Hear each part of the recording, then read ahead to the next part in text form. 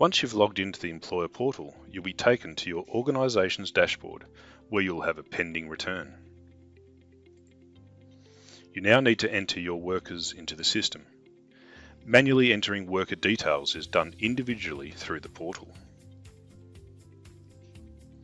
For this first quarterly return, all workers will be new workers.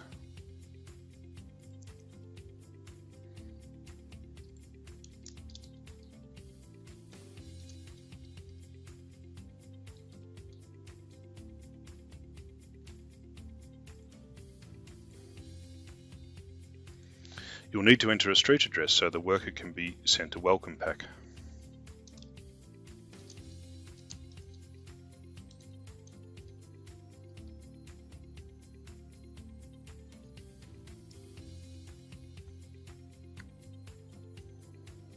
The worker's registration date must be the 1st of July, unless they commenced work after that date.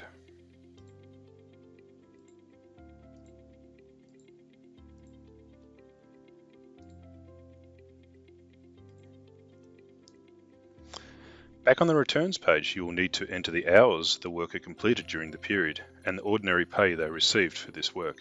For details about what ordinary pay covers, see the PLSA website.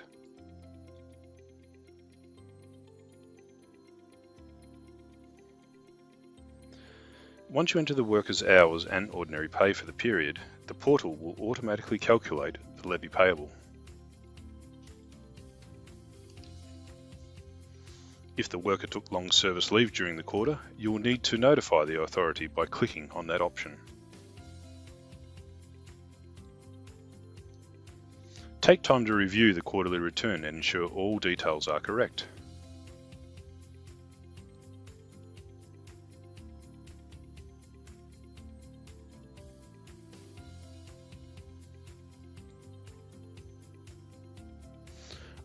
On the returns page, you will now see your invoice along with payment details.